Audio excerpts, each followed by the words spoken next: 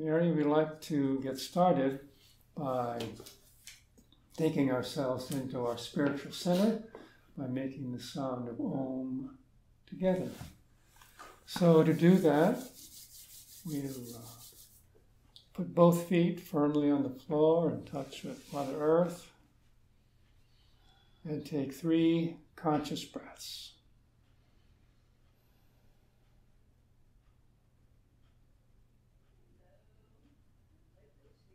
And with a deep in breath,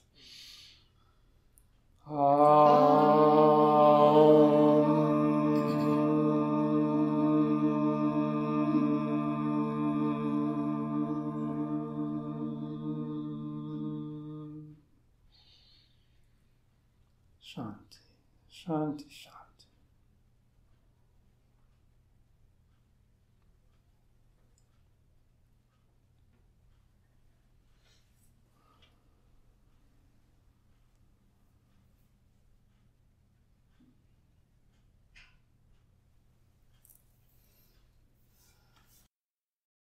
Here we are. Reality is just ahead.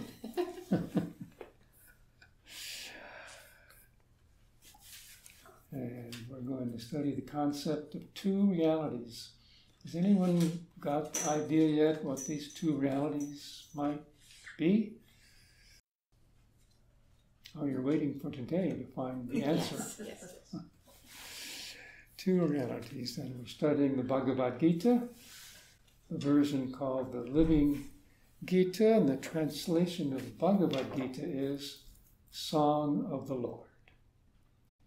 And I'm going to have all the slokas up here on the screen, so you can see them right there. We're going to start off with some slokas. We're continuing this from last week, so I'm going to jump ahead a little bit. See if I can find a place to go to. Yes. We're going to start with sloka number 27 in chapter 6. So this is chapter 6, number 27. And we did this last week. The yogi, and who's the yogi? Steve, how are you? You're welcome. I see. Come to get the wrap-up of what we did last week. Good. Say hello to Mary. She's new with us today. That's another Steve.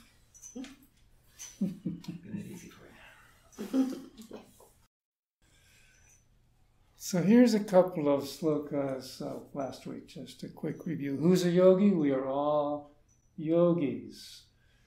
Yoga meaning union with the divine. Yoga. Yoga is related to our English word yoke, or union. So the practice of yoga is the practice of unity with the divine.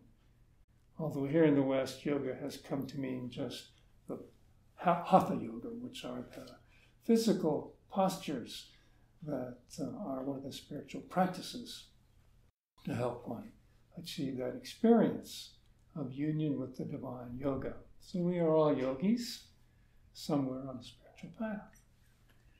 The yogi who learns to calm his mind and quell his passions. Now, passions here refer to our desires and aversions. So this is kind of summarizing a long path of study we've come along with, where we've studied the issue of desires and aversions, and how our desires and aversions can sometimes get in the way of our spiritual path if we're not discerning in choosing our desires, the ones that support us, and our aversions. Of course, a yoga meditation practice, or any meditation practice, is useful for calming the mind. And those of us who have a practice have noticed that using meditation or the repetition of a holy saying, a mantra, can help calm the mind. So using these yoga spiritual practices, a yogi can learn to calm the mind, quiet down the passions. That yogi unquestionably experiences the greatest joy. Wouldn't it be nice to be joyful? And last week we pointed out the difference between joy and happiness. Sometimes we're happy, sometimes we're not happy. Sometimes we're angry, sometimes we're not angry. Sometimes we're sad, sometimes we're not sad. Sometimes we're afraid, sometimes we're not afraid. And happiness is like that, it's a feeling. Joy, or joyfulness, or even more so bliss, is a state of mind that's with us all the time. Just to be in a state of joy, to go to sleep, to have our dreams in a state of joy, to wake up, state of joy. Wouldn't that be wonderful? The promise here, the assertion is, those of us who learn to calm our minds and quell our passions, without question, unquestionably experiences the greatest joy, becomes one with Brahman. And here Brahman means infinite consciousness. Infinite consciousness, which could be the Christ consciousness, God consciousness, divine consciousness. So this is the summary. Okay, let's pop on. And is free of sin. Remember we talked about that last week? How wonderful it would be to be free of sin. Free of sin. Not that someone else might not say, oh, I think you're a sinner. But we, in our consciousness, are free of sin. Free of sin. Sin doesn't burden us. Of course, here in Unity, we say that sin is what? I was waiting for you to tell us. Missing the mark. Yeah. Or stupidly induced nonsense. Yeah. We look at sin as missing the mark. So in life, sometimes we miss the mark. And wouldn't it be wonderful to be free of that burden of being the jury and the judge who condemns ourselves as being a sinner who committed sins? Wouldn't that be wonderful? The promise is here, by calming the mind and quelling our passions, we can not only be in a state of joy, but not be burdened by sins. Either things we used to think were sins or whatever's going on now. What a great promise. So let's find out some more. Okay. As your mind becomes harmonized through yoga practices, and we've talked about what some of the yoga practices are. Hatha yoga, or the postures, is a yoga practice. Meditation is a yoga practice. Repetition of a holy saying or a mantra is a yoga practice. And learning to calm the mind through control of our thoughts, learning that we have a mind. The mind isn't who we are, it's something we have. We have hair, we have fingernails, we have eyes, ears, and a mind. So having a mind, but not having the mind have us. Having that experience so that when we notice that we're not at peace or our bodies are off kilter, we can learn to step back and look at our own mind and see if our own mind, the thoughts that reside there, have something to do with why we're not experiencing the peace that we were born with and meant to experience all the time. Can we step back from our own minds and thus experience, thus understand all things? And we step back. It's a yoga practice. So those are some of the yoga practices, and there are others. Karma yoga, for example, selfless service. the sorts of things we do at Unity is another yoga, spiritual practice. As your mind becomes harmonized through yoga practices, you begin to see the Atman in all beings. Atman is that capital S self or Christ consciousness. You begin to see the Atman in all beings in your own self. Like Mother Teresa, when she looks at someone, she only sees Christ. That's what she reports. She only sees Christ. So that's another way of saying that is she sees Atman in all beings, and seeing all beings in her spiritual center herself, and seeing that same self, that spiritual essence, everywhere and in everything.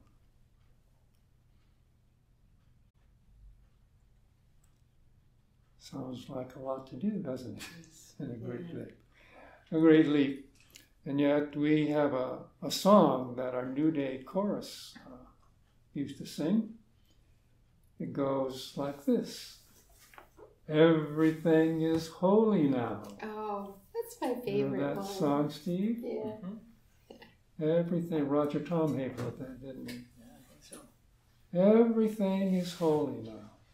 If everything is holy, even the rocks and our friends and people we don't like very much, everything is holy now. Maybe that's another way of getting in touch with our peace so that we can experience the ongoing joy we were meant to experience. There's so much in the 5 chapters before that are summarized here, this sloka in chapter 6. We're going to look at a commentary now by Sri Swami Satchidananda, that wonderful spiritual man, what he's got to say about these slokas. Any questions before we do that?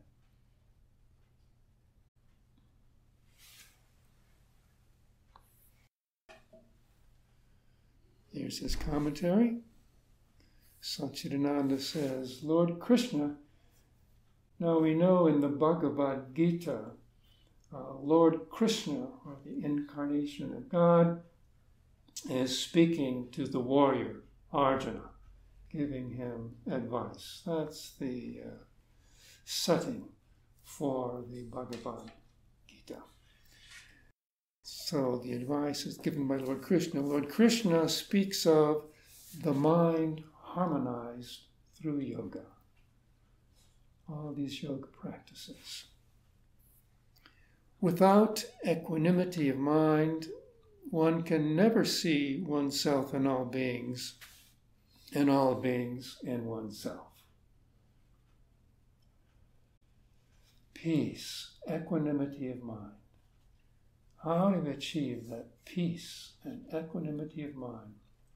We've talked about several steps. I think one of the most important challenges for ourselves is to be free of desires and aversions. Not that we don't have them, but we choose them. So if we have a strong desire to lead a spiritual life, we're going to stick with that one. We resolve that we're going to stick with that desire and let it flourish. If we have an aversion to certain kinds of food, we need to look how maybe that aversion is getting in the way, and how little likes and dislikes all over the place are getting in the way of us experiencing our capital S self.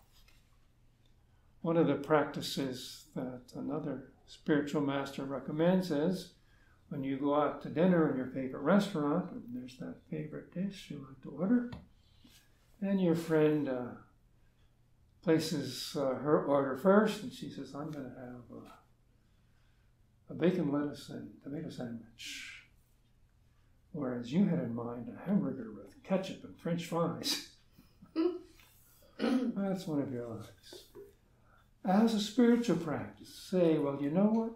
I think I'm going to have what you like today. I'm going to have bacon, lettuce, and tomato sandwich today. As a spiritual practice of weakening those desires and aversions. Many different spiritual practices. One thing that Russ said this morning that seems to apply to that is looking at your thought processes and seeing if they're yours or if they're your parents'. Yes. Where did that like for hamburgers and ketchup come from? Is that something your father really loved? So when you go into a restaurant and they have hamburgers, ketchup, and French fries, before you even order them, somehow a part of you that reminds you of how much your father loved you and how much you love your father. My sister, for example, loves to have a cup of coffee every single morning.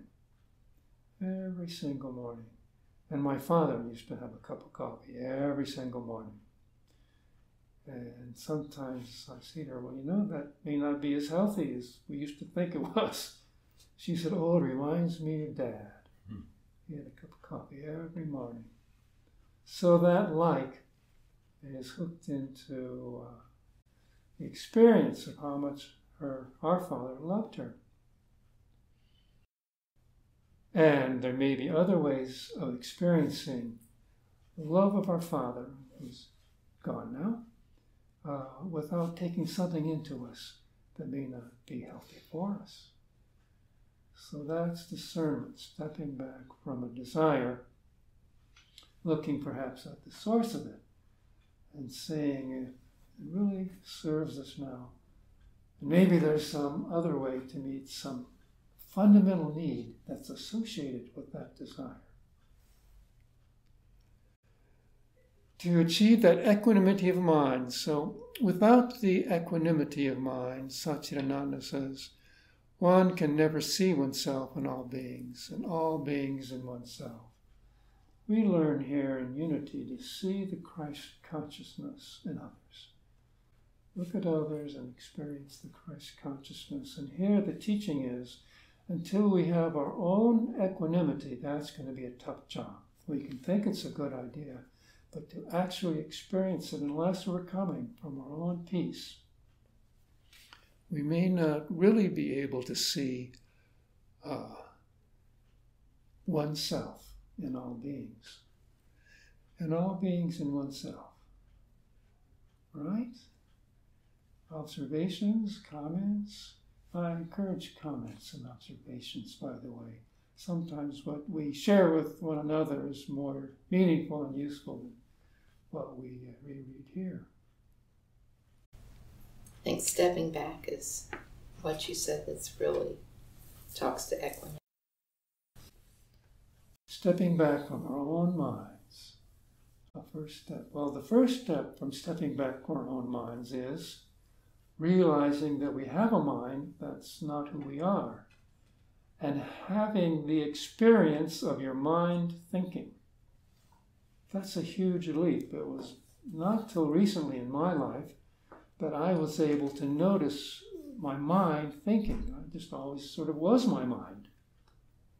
It was me. Who was it? The great philosopher said, I think, therefore I am. Descartes.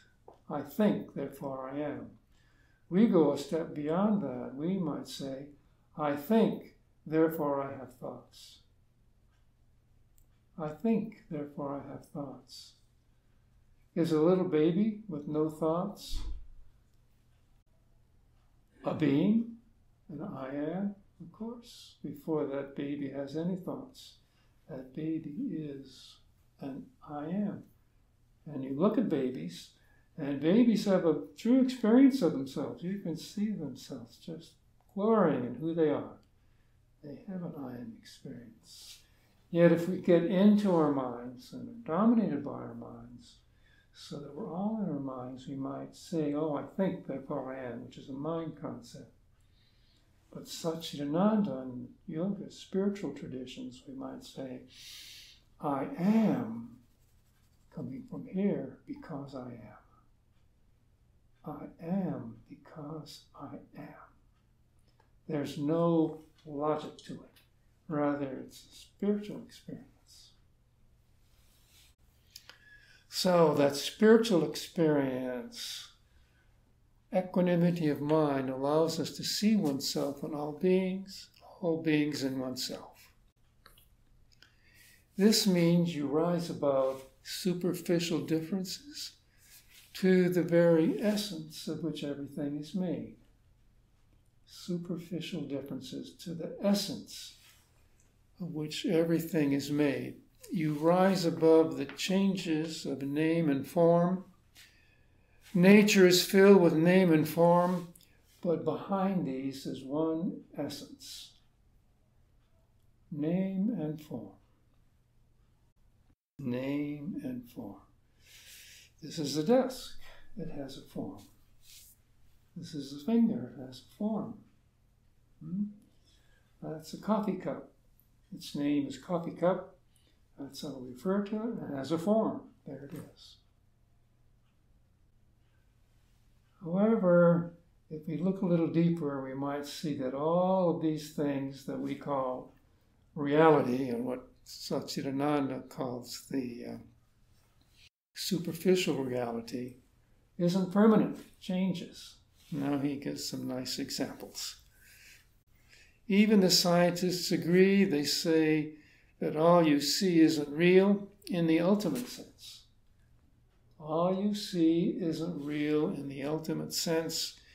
It's real in a relative sense. So what the scientists study, what we normally call reality, is real in a relative sense. Let's look at some examples. But relative reality has limitation, and it changes constantly.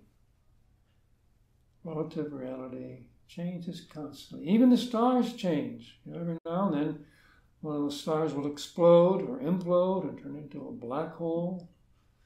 Some people say the universe began as a giant black hole that released all its energy in one short span of time. Boom! That's where we came from today.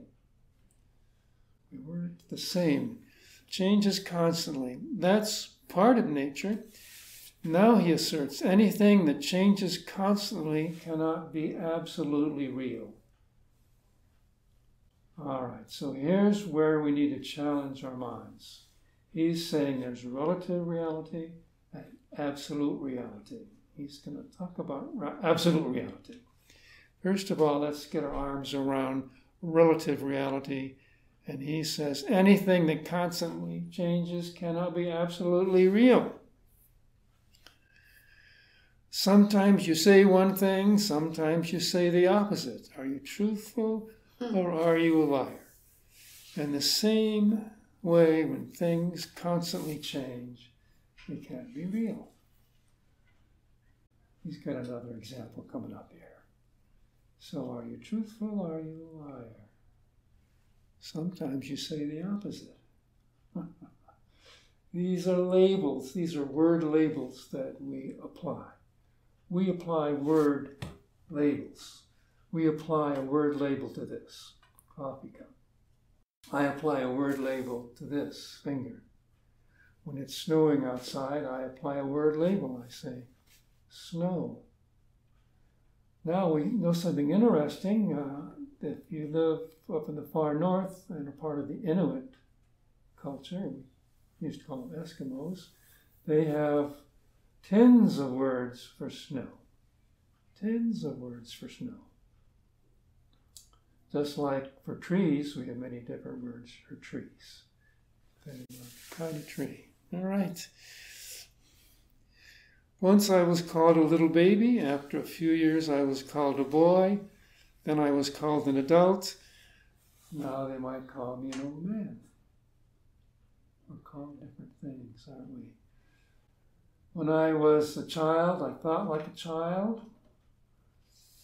When I was a young person, I thought like a young person. When I was a little older, I thought like a little older person. And now I think like the age I am. It's not the same. And I know that my thinking now is not the same as it used to be. Here's another example. What is true then? Which is real? The name keeps changing. That's the very nature of nature. Outside the mouth, there was an apple. Inside the mouth, it becomes pulp. When it goes into the stomach, it becomes carbohydrates, sugar, and roughage. Same thing. Then when part of it comes out, what do we call it? It's totally different. Goodness. It's totally different. So these are all aspects of relative reality. So nature changes constantly changes. The changing aspect isn't the real essence, but the essence that gives room for all the changes is what's real. That is the absolute reality. You got it? The essence that gives room for all changes is what's real. That's absolute reality. Now, what is that essence? Can we experience that essence? Can we experience that essence? Hello, you're welcome. Take a good seat. We're all good.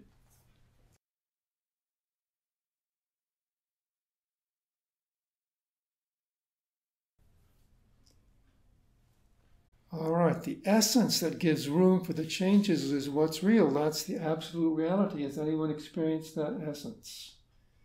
That essence. That essence has different names for us. Sometimes we might experience that essence as absolute space or a vastness or just being. And sometimes we experience that state of essence in meditation. Sometimes we'll experience that essence, that state, when we experience a peak moment in life. You all know what a peak moment is? A peak moment. We're at the beach, all by ourselves. Suddenly we're just... Or we're in the mountains, and the sun just pops over the mountains. We just experience a peak moment. Rev Russ says that he sometimes experiences a peak moment during a sermon or before a sermon, other times. So that peak moment is when we are slowly attuned to our capital S self, which is our spiritual essence. So if you've never had that experience, or if you've had these experiences I've described, but never gave it the name, essence, maybe you can do that now. And maybe we can learn through our spiritual practices to have that experience when we choose more often. And from that essence, I can assure you, it is from there we experience absolute joy when we sleep, in our dreams, when we wake up, during the day. Somehow we've learned to step back into that essence or that joy, even though we're doing other things during the day. And that's what Satchidananda calls absolute reality. And from that absolute reality, we can look out at what we used to call reality and deal with it properly. And when we're in that spiritual essence, we may not be as much bothered by the thoughts that come up in our mind, because we're in our essence. What are the thoughts that often come up in our minds besides doing what we're doing? Oh, I wonder how this is going to turn out.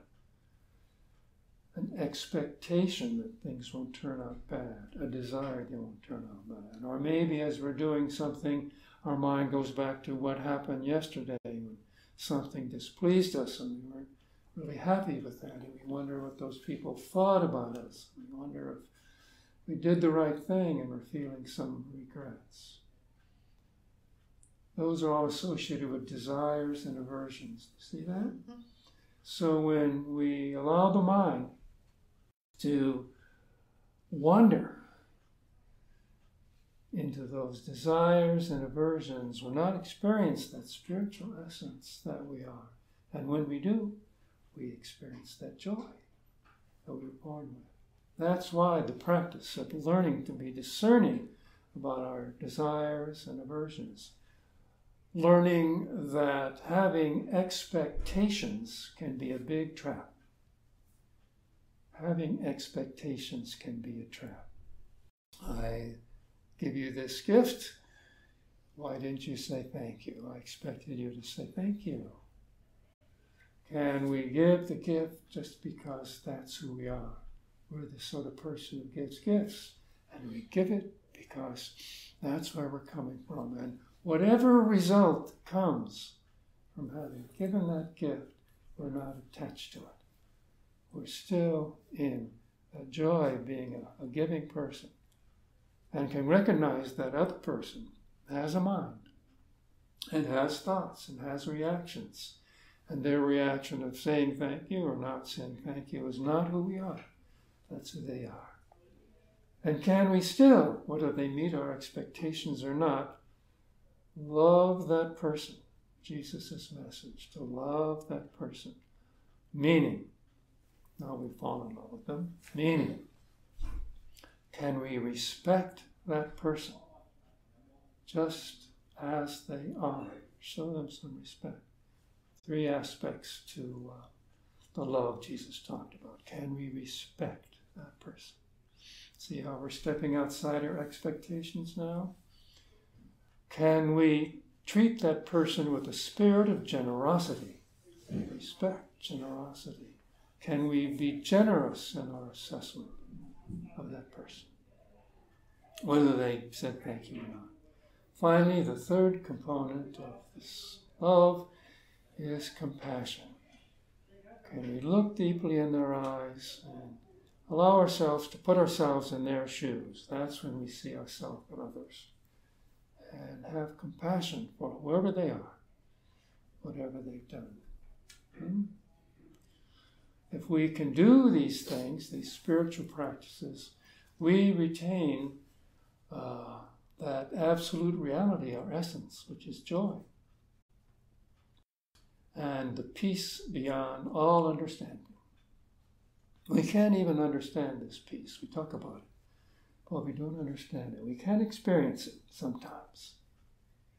But as soon as we talk about it, it's not that, because it surpasses understanding. By the way, in English, peace refers to that sort of peace, but also war and peace. So peace, like many words in English, has many different meanings. In the Sanskrit language, there's a word for peace that passes all understanding, that inner spiritual peace from which our joy comes. Do you remember what that word is? Shanti. Oh, yeah. Shanti. The word Shanti means inner spiritual peace and joy, which we don't understand. It's not meant to be understood. And if I try to explain it, it won't be that. But I can experience it. Peace. Peace. Which is tightly coupled with joy. Just being joyful. The essence, that's the essence that gives room for all the changes we experience. The essence is what's real. That's the absolute reality. All right. You all wanted to know about the 2 realities. We've been studying the 2 realities how long? 4 weeks now? So maybe we know. There are 2 realities in life. Always remember both. Forgetting either one brings problems. Forgetting either one brings problems. If you only think, yes, we're all spirit, that's that spiritual reality. We're all spirit. I'm just looking at you with respect, spirit of generosity, and compassion. Well, that's wonderful. We're all spirit, but you cease to function in a normal way in all the other things you're called to do in life and aren't fit for a worldly life. If you think, I'm going to give up my worldly life and head off to a monastery or an ashram, just live in spirit, you'll find when you get there that the teachers and the gurus won't have any of it, because we must live in both realities all the time. At the same time, if you only live on a superficial level, where most of us live, where I was brought up to live and lived in for a major part of my life. I don't know what brought me to do these studies and start investigating these other ways and to start doing these spiritual practices. I guess I was drawn into it. I was drawn into it, and I'm so grateful, because ultimately the superficial level of life, where, let's see, what's my goal in life? I want to get rich. I know people. They've told me, what's your goal in life? I want to get rich. My dad's rich. I want to get rich like my dad. I want to get rich. One person I remember, where was that? At work. He says, I want to get rich. He was just a young guy, just starting. I said, oh, that's interesting. I guess I was starting my spiritual path then, because I said, well, what will it look like when you're rich, and how will that be different from now? What will that look like when you're rich? Will it be a certain amount of money, or a certain number of cars, or boats, or houses, or girlfriends, or friends? What will it look like? He had no answer. And I didn't want to oppose on him or, put him down in any way, so I didn't press it. I just left it there. But I realized that I was rich. I was rich. How did I get to be rich? I think it had something to do with my upbringing. When I was brought up, like some people, we didn't have a lot of money in our home, and we made certain economies. My mother bought tough cuts of meat because the fancy steaks were more expensive, but she told us we're lucky to have these tough cuts of meat because you get to chew them more, and when you chew them more, there's more flavor. I love that. Good for her. My mother saw the silver lining in every dark cloud. So I thought, wow, we're so rich. We get this chewy meat to eat. Aren't we lucky? I grew up thinking I was rich. I knew other people had more money, and I was actually envious as a younger person. I remember I was envious of one guy up the street because I had an Elgin bike. You probably don't remember what an Elgin bike is, but I do. There were two famous brands when I was a kid. Elgin was one. Well, the top-rated brand was a Huffy?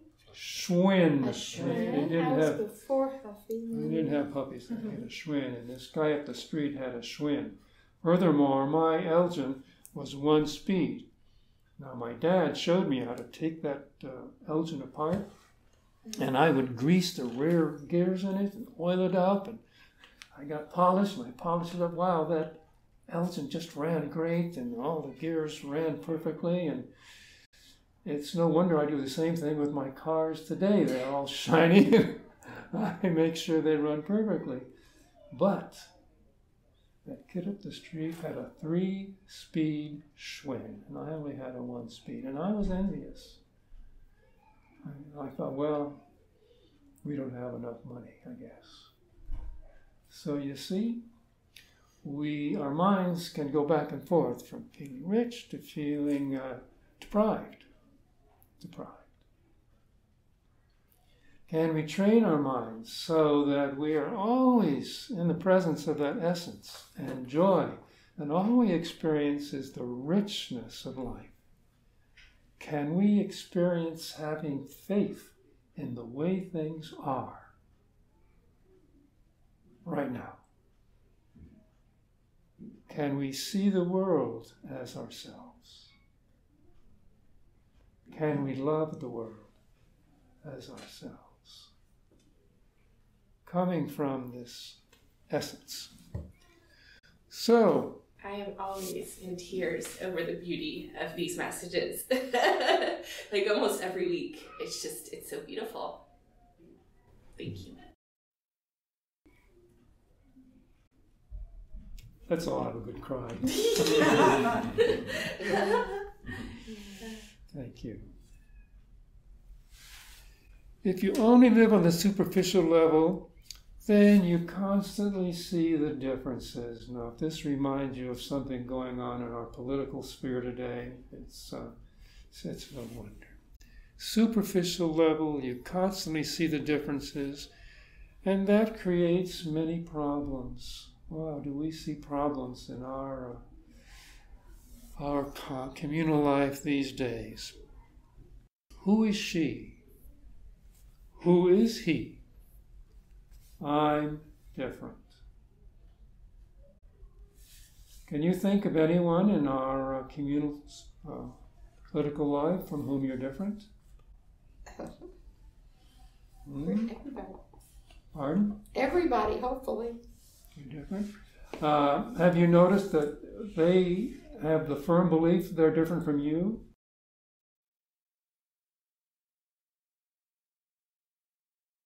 Have you noticed that the way they are, they don't approve of who they think you are? They have some thoughts about who you are. They don't approve of who you are. Now, you may not be that person at all, but they think you're a particular way and they don't approve of it. God forbid do we disapprove of certain other peoples who think differently than we do. We need to close. We're going to close in just a minute here. Let's finish up. I'm different. You're different. Tension comes, then rivalry and hatred. Likes and dislikes arise.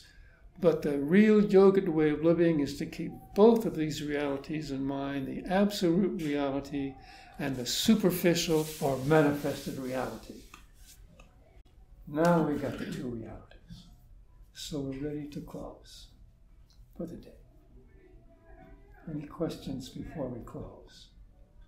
That one thing in there that was talking about the absolute essence is allowing for the differences, allowing for the changes, and seeing an absolute, but knowing all the stuff up here, the superficial level is going to change, and that's okay, and that makes it, it's not going to interfere with. That's the nature of superficial things. But it doesn't interfere with who we are. Right, that one. I like that. Yeah, who are we? We are that capital S self. We are that Christ consciousness. So it's about 11 o'clock. We need to close. And if there are no more questions or comments, we'll close. And we'd like to close by making the sound of Om together, which facilitates us experiencing that deep essence that we are in the vibration of the Om. So let's get our feet in touch with Mother Earth and the energy that comes from Mother Earth, and take 3 conscious breaths.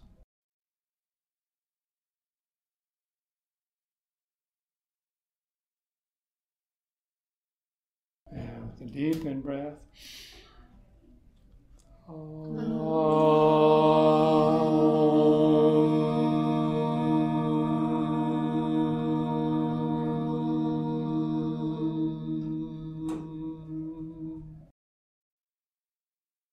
Shanti, Shanti, Shanti. Peace that surpasses understanding.